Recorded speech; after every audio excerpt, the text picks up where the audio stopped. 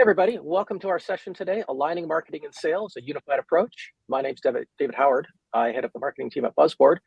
Got two esteemed guests here. I'm going to let them introduce themselves. Sarah, if you want to go ahead.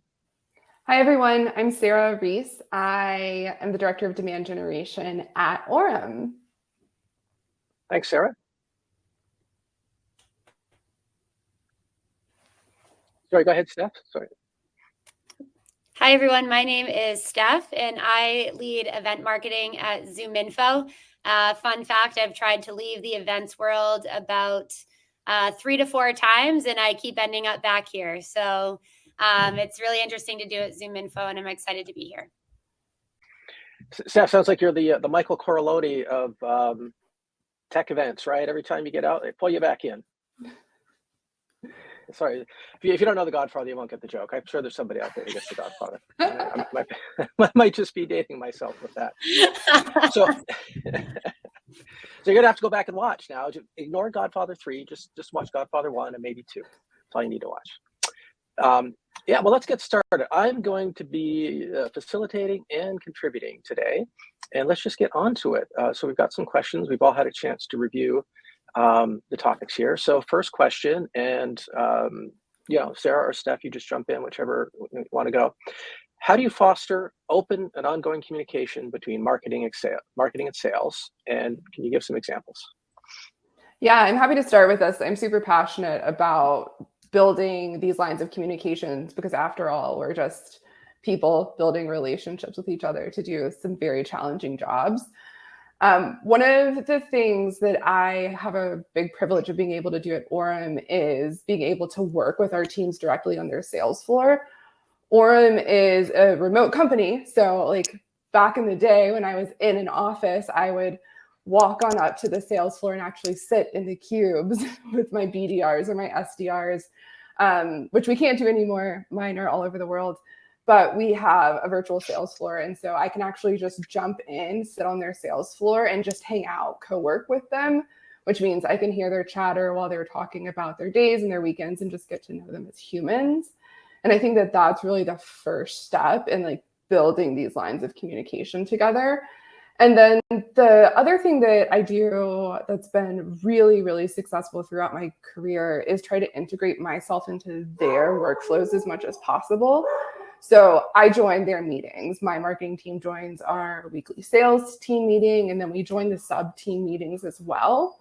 And so this makes sure that, we are really acting as one team. I know what their priorities are. I know what they're struggling with. And so with marketing, doing 1,000 different things, I can tailor what I'm sharing with them based on what's most relevant to them in that week or even that day, and tailor it to how they take information and act on it. So those are some of the really practical ways that we build our relationships and communicate together. Yeah, Steph, about you. Jump in? Yeah. Yeah. So I second all of that. It's so true. The switch in my previous role and from pre-COVID was, I'm pretty sure there were moments where I would just be yelling across the floor to, the SDRs, like, hey, whatever happened with such and such? And you can't really do that anymore. So I think what I would add to what you said, Sarah, is just also yes, that ground level. But for me, I always put a sense of urgency on aligning at an executive level.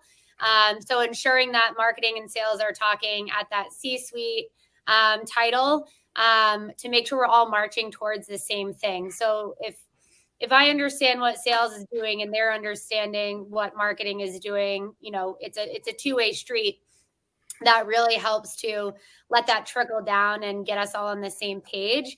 The other thing I would say is creating internal champions has been huge for me and my team. So identifying the people that you have both at an executive level, but also those who are the boots on the ground. For me, from an event standpoint, I have the alignment from the executives, from a budget standpoint, and also from those pre-booked meetings and KPIs from events. But then you also have those internal champions who are going to be the ones that show up to the event, put in the hard work, and you work with them directly on their target account lists, et cetera. So both of those are important. And then the internal champions also helps you get more budget and more understanding of what you can do to better support them, and what you need from them to be successful. Lastly, I would say one thing I love is salespeople have lots of opinions, and like at the end of the day, they're part marketer and marketers are part sales. So anytime that you can give them the opportunity to provide feedback, or even just say, hey, like, what did you think about this event? Or are there events that you think we should be at that you're missing? Are there demand gen tactics that you think we should try that we're not doing right now? Like, that can go across all, different parts of marketing. So letting them feel heard, or allowing them to be heard, and then taking those ideas into consideration is also a really helpful way to just build that rapport with them. Yeah, and I'll just jump in quick here. I mean, I like what both of you said. I'll echo that. One of the, as we worked up to this session, I made some notes here. Remember, everybody's human, right? And, Steph, you're in a bigger company, so, maybe things just get a bit more corporate and stuff. Sales folks are human. The marketing people are human. Build rapport with folks, right? Share interests, personal things. I come into weekly leadership meetings, and when I can, I'll bring like a picture of what I did on the weekend.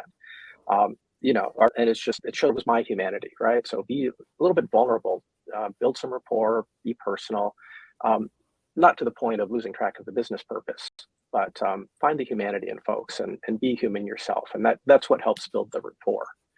And then another note I had here, I don't know if either of you see this sort of thing.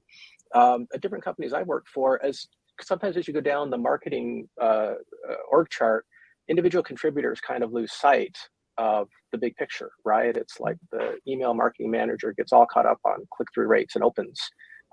As a marketing leader, you've really got to bring all the individual contributors into the big picture business goals, all the way top down, revenue, bookings, opportunity, all the way down to those individual metrics. Yeah, so to sum up, right, the whole marketing team really needs to understand big picture goals, right? And that's the job of the marketing leader, right? Make sure all the individual contributors, keep them focused on their KPIs and metrics, of course, but help them translate where their KPIs and metrics, I tend to call them intermediate metrics, where they contribute to big picture, revenue, bookings, opportunities, pipeline, all that stuff. That goes a long way, so that, if you're in marketing at an individual contributor level, the sales folks on the other side don't think that the individual contributors are clueless as to what the sales challenges are. So I think that's important. Yeah, to add to that. Yeah. Oops, sorry. Yeah. I was just going to say, I started doing something super simple. We just call it an information cascade. And so I report into our CMO. So after my team meetings, I go with him and my peers. I go to my team meeting and information cascade everything that we talk about, to a certain extent, of course, down. And so that's a super simple way to take that big thing that we're all running towards and make sure that it trickles down, to your point. I think that's super important. Any thoughts, Sarah? Or yeah, I mean, I think that the alignment to our overall objective as a business is really important. And also understanding, I think, as marketers, developing understanding and empathy for our sellers. And when I say that, I'm specifically thinking about how they're compensated. My SDR team has a quota goal. It's a quota goal that gets harder and harder every quarter. And that quota is aligned around the meetings that they're booking. So when we're working together with our SDR team or our AE team that also works inbounds and outbounds with us as well, we need to understand how they're incentivized and how they're motivated, so that when we're coming up with these out-of-the-box marketing ideas, we can translate them into the bottom line that they are hustling towards. They have these monthly goals, weekly goals, and of course their quarterly quota goal. And there's a lot of empathy that you can create for the marketer with the seller that helps us speak their language and translate our ideas and our projects too. And that's been a really big thing that I've been working on with my team. Yeah, that's huge, right? When they know that you know what they're faced with, it goes a long way. Yeah. Well, that's a nice segue to our next question, talking about shared goals, shared success, exactly what we're talking about. What approaches have you found effective in aligning goals and metrics of marketing and sales? Steph, let's start with you. Sure. I think it kind of stems from everything we were just talking about, that everything should tie back to the overarching company goals, right? So from that standpoint, the company should be aligned.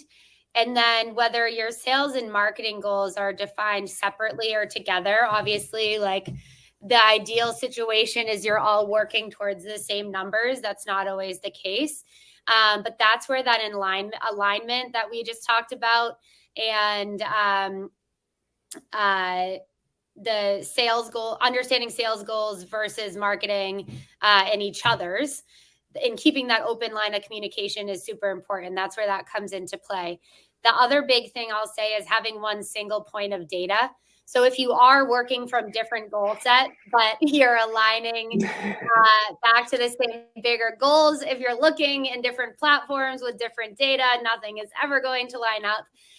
So for example, in 2023, when I took over the events team at ZoomInfo, one of our big goals was to build out a dashboard to show the impact that events were having on the business. And we pulled that data from our CRM and into Tableau. And so it's the same information that if we pull an event and we're looking on the account level, it's the same information on that account level that a rep is going into and looking at in Salesforce. So having that single point of data is so crucial here. And then tactically, like leaning into those relationships with your internal champions. And I think this is very aligned to what Sarah was saying about understanding like the pressures that they're under and the specific goals that they're under.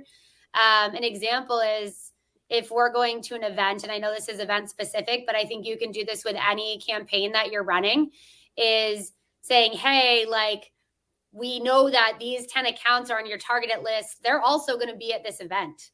Like, if you can help me get in touch with these people, we can meet with them live, in 3 weeks at Adobe Summit, for example. And we know, looking at your data, that's a potential revenue influence or pipeline influence of X, Y, and Z amount of dollars. And not only could you close that amount, but you could also upsell in that time, and you could also accelerate the deal because we're going to have executives on site. So like making it very pointed to how their support of you will support them ultimately in their goals based on that singular data point can get you a long way. I love that stuff. Yeah. I love that. We have a really small marketing team at Orum. We're a 120-person company. So definitely a different scale in our ability to do that than what y'all do at ZoomInfo. But we partner, really closely between RevOps and sales to do that type of like account specific. We've seen 8 people sign up for webinars within this one account that you're trying to break into. Let's talk about an outbound play to engage the decision maker, or we're going to be at this event. How do we get them all together? And that's like a really nice way of creating this sense of shared success.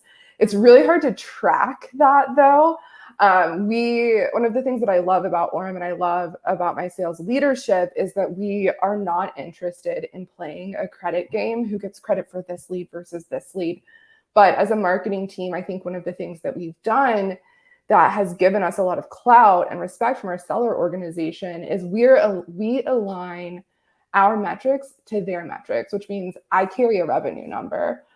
I don't have a lead goal. I have opportunity and pipeline goal, and I have deals and revenue goal by segment. And I think that like marketers putting that much skin in the game really gives us an even seat at the table. Of course, we have a website and content and events and all of those things that we measure and optimize based on the right marketing metrics. But when we're talking to people outside of our organization, we're starting to introduce them to like attribution and influence numbers and things like that. But at the end of the day, we're talking about how much ARR we've created this quarter and closed. And so I think that that's been a really good way to get on the same page from the start when we built the marketing team here at Orum. The other thing that we've done that I think has been a really, really positive impact on our organization is we focus on I call them the leads that matter, the high intent leads. So we don't ask or require sales to work low intent leads. If it comes in from a content download, webinar, event registration, any of those things, they go into a marketing nurture, and we work with the sales team to mine that list for like interesting people you might want to reach out to or triggers of intent within an organization. But what we actually serve up to them on a golden plate is demo requests. And so when they know that the leads coming through from marketing are demo requests, pricing requests, people who want to contact sales, we get a lot of quick response and quick action. And I think that these are just, other ways that we've built rapport in terms of our processes and our goals together. Yeah, great point, Sarah. I want to throw something to both of you. This notion of credit claiming, either both of you jump in. In your experience, is this credit claiming, is it tend to be a product of misalignment of marketing and sales, or is it more tends to be the cause of misalignment? Which is chicken, which is egg, do you think? Oh, wow. That's a good question. I mean, I've seen it too, right? I've been in shops where we do all that, right? It's like, the weekly meeting, we got to identify all the leads where we've contributed. It's a hard one, right? Yeah. I mean, for me, I think that it can incentivize the wrong behaviors, and thus that can cause misalignment. But depending on the organization that you're at, there can be different causes. I think, Orum's my second startup, and I've been the founding demand leader at both of them. And the conversation always starts when you sit down with the sales team. Okay, how are we going to do lead sourcing? How are we going to set this up in Salesforce? And you talk about this credit thing. And so sometimes it can be put in place in the start. And then other times I think, you have a hard month, you have a hard quarter, and it comes in. But at the end of the day, it's about what type of behavior do you want to incentivize? Do you want to incentivize people downloading a lead list and jamming it into the system so it's a prospecting source, versus me going out and sponsoring a webinar that I know is going to get 1,200 leads so that I can get credit for it? Yeah, it comes down to like the type of behavior that you want to incentivize in the relationship that you want to build. Steph, go ahead if you want to jump in. Yeah, no, I was just going to say, I think you kind of touched on this, Sarah. I think it's super dependent on the organization. And I would say, like, one of our goals at ZoomInfo, or our values, is be one team.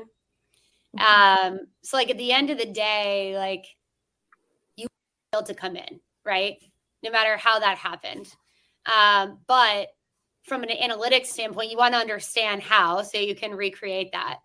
I think what is like so tough is that there are so many touch points with people and companies these days, especially if you're going after an enterprise company. The buying committee could be 10 plus people in and of itself. Yeah. So if you're going out and trying to get a larger company like that, they're probably going to come in. One's going to fill out a form on your website. One's going to be at an event.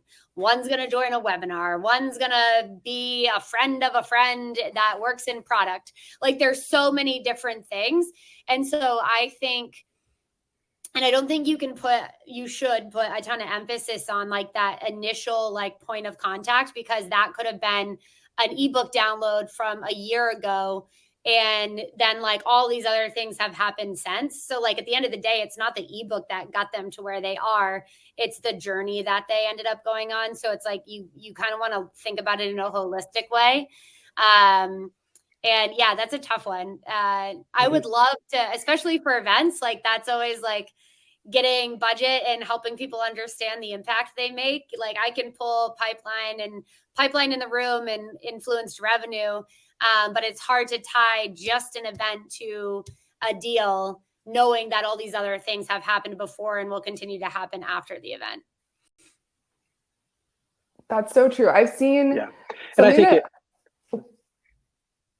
sorry, David, I was going to say, I've seen conversations starting to evolve around the ABM space, where they like, it's completely like removing marketing and sales from the sourcing like metric conversation, and it's more about the effort itself. So if we're doing this like one-to-one or one-to-few ABM play, we're measuring against account velocity, and it's like truly a shared metric. It's not about marketing or sales. It's about the ABM group driving improved velocity and close won rates. And that's really interesting to think about the way that measurement could go as we work closer together as marketing and sales teams. We lean into attribution and like journey tracking to really drive goals as a business. That's the type of stuff that really excites me. Yeah, that's a really good point. And, I've done ABM programs as well, where it really starts to involve everybody, marketing and sales, even executives, right? You can run ABM programs where executives are doing outreach to specific accounts. And I think, to your point, that's good, right? That really starts to dissolve the credit claiming, this is marketing did that, sales captured the lead, right?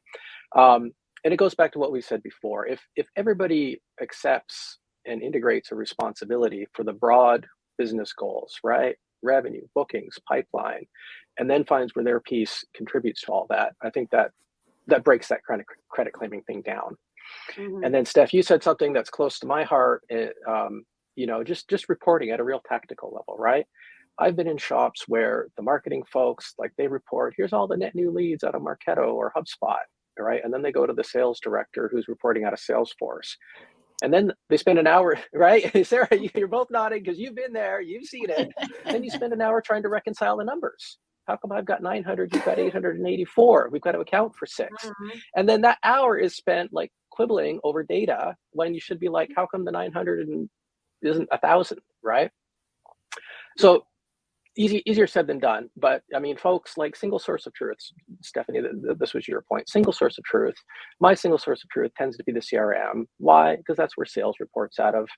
I don't need to be persnickety and, the marketing automation platform is mine and marketing and I'm going to report there. No, I try to get everything into the CRM.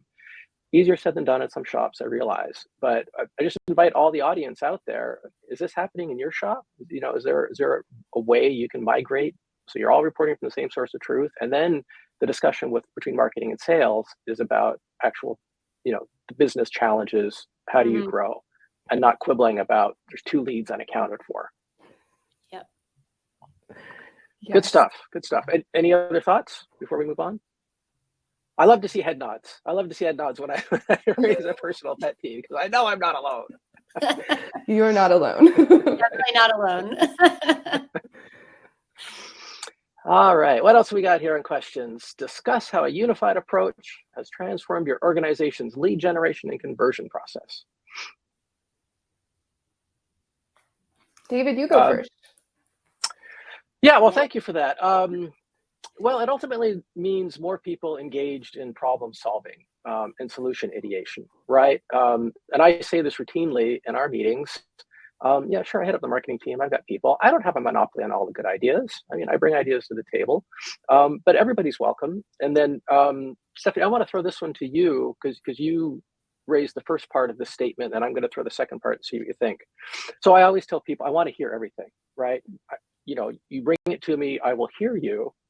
But what do you think about the second part is I don't promise I'm going to act on it, right? I don't promise I'm going to implement, right? Because great ideas, but like, let me take your idea and your feedback and let me put it into my context with what my work is. And, great idea, spend $1 million on a Super Bowl ad, right? Love it, great idea. But I'm not going to act on that one because I don't have the budget. So, both of you, what do you think about that approach? Like, can you act on everything just because somebody brings it to you? I think especially between sales and marketing, there's always one of my favorite phrases is no and or yes and so and I think this is also dependent on the organization too. So there's at ZoomInfo, for example, if I say I want to go do this big brand activation and they're like, well, how much is it going to cost? If I just go to them and ask for that budget and say it's going to be great for our brand, like I'm not going to get that money. If we go to them and say, hey, this is what such and such a company did, and they put in a similar amount, and this is what they got out of it, or we did this last year, this is what we were able to get out of it, this is what we suspect that could come of it from now. from this activation. I think that's how you have to look at it. It's like that. It's just the notion of observable facts, or like really putting out there what you're trying to do and then backing it. So if someone comes to you with an idea, you can say, let me look into it. And then if it doesn't actually look like it's going to be lucrative for the amount of time and energy, both from a people standpoint and cost standpoint, then you can go back to them and say, no, and here's why. Or yes, however, we need to adjust it slightly so that this makes more sense for these other priorities going on. And I think that's another big one, is on top of the alignment around goals and what everyone's driving towards, you also need to understand what the priorities are. So as new ideas and things come up that are being asked of you, yes, and that would mean pushing priority B down a few weeks. Are you okay with that? I don't know if that answers your question, but that's how I kind of took it. Mm-hmm. Sarah, did you have thoughts on that? Oh, of course, definitely. I think if you've built a healthy marketing culture, then you are going to be on the receiving end of a lot of inbound requests from the rest of the company, and definitely our sellers, in terms of marketing activities that we could participate in. Events, Steph, we could spend $1 billion being at every event in the biggest booth with the best swag and the executive dinner and flying customers out. We could do it. We absolutely could. But I have a responsibility to the finance team and to my leadership when it comes to budgets. And so it's definitely, using that art of improv and that yes and to keep the ideas coming, and also to right size them. We get a lot of great ideas that come in from our sales team that we have turned into marketing executions, or that have challenged us when we've said, in like the original articulation, like, we need to go to Dreamforce, for example. Everyone wants to go to Dreamforce, don't they? But not everyone has a couple $100,000 to do it with meaning. So what can we do to be at Dreamforce in a way that's right for our budget and right for our goals as a business?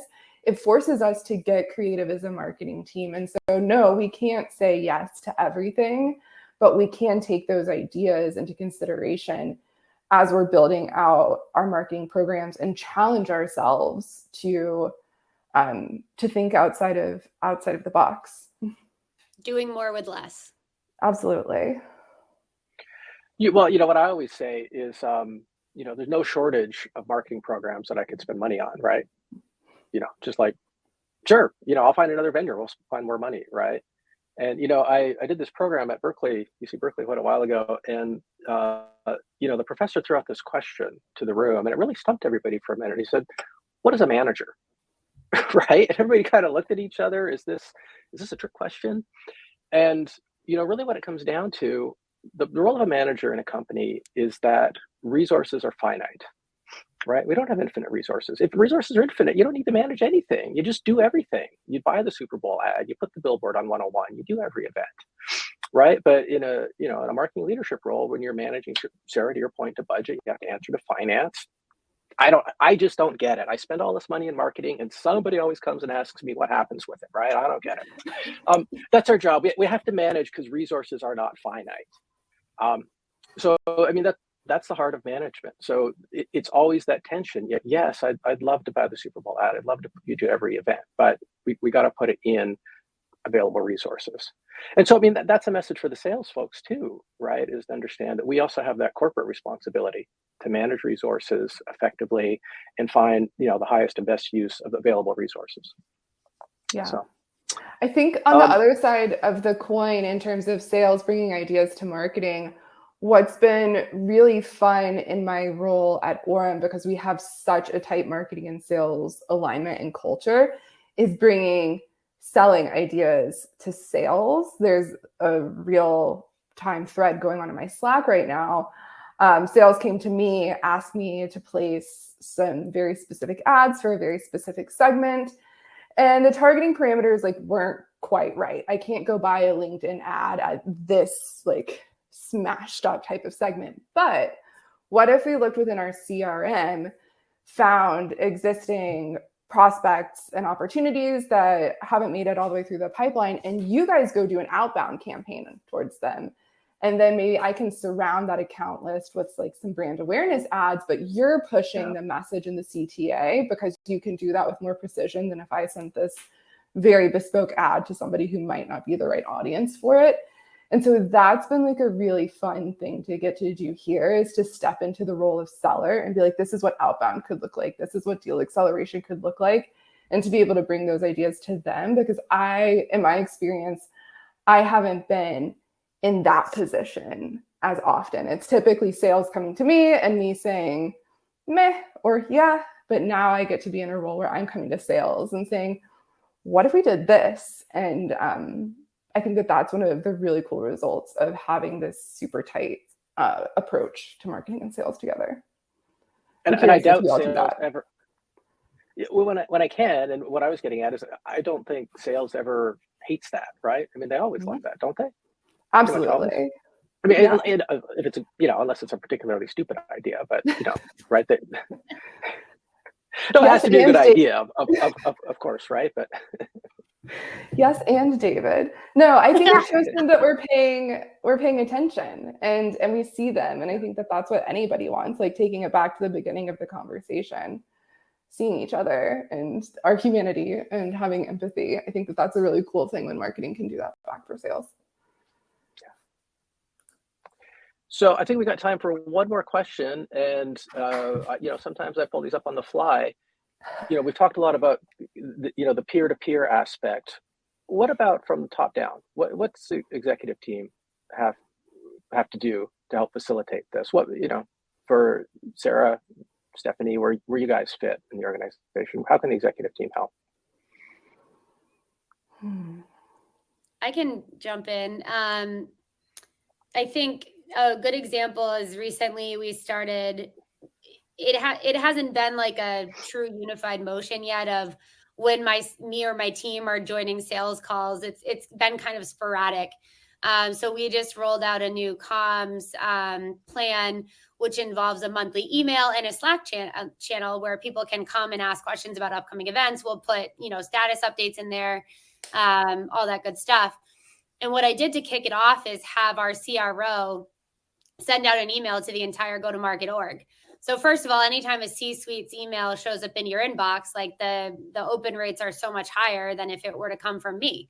So the way I like to think about the executive team, once you're aligned with them and you have the execution plan and that, to your point, understanding where you're using your resources and making sure it's the best use of your time and money, use them as a megaphone to get everyone on board with you. And then you can take it from there. So the hope is that we had him act as the megaphone for this situation in particular, and help us get it from there. So it's like a kickstart. And then if you need them as like reinforcement, because they're your partners too, because at the end of the day, what you're executing on is a direct correlation to the goals they're trying to achieve. And if that means driving alignment between multiple teams that sit under their org, then they're going to be willing to help you. And I think the other piece is doing that.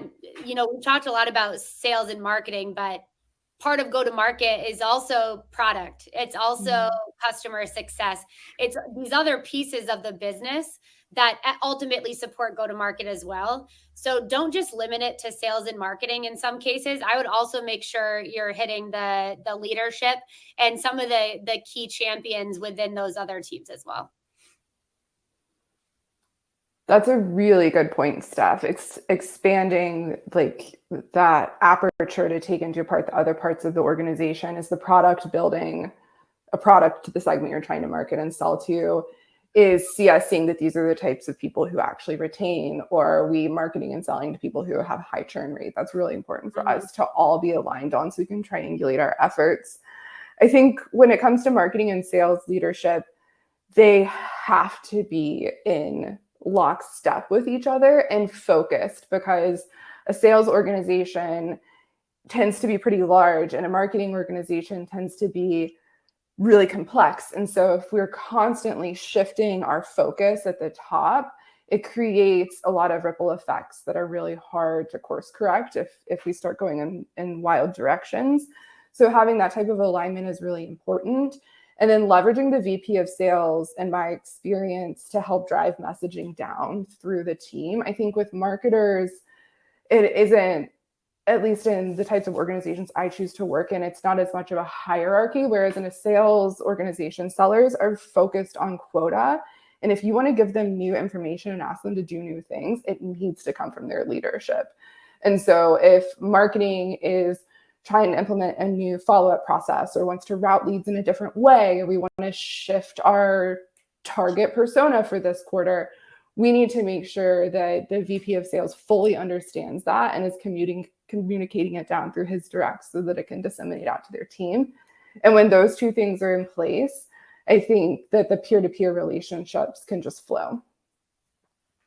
Yep. Cool. Thanks for tackling that, both of you.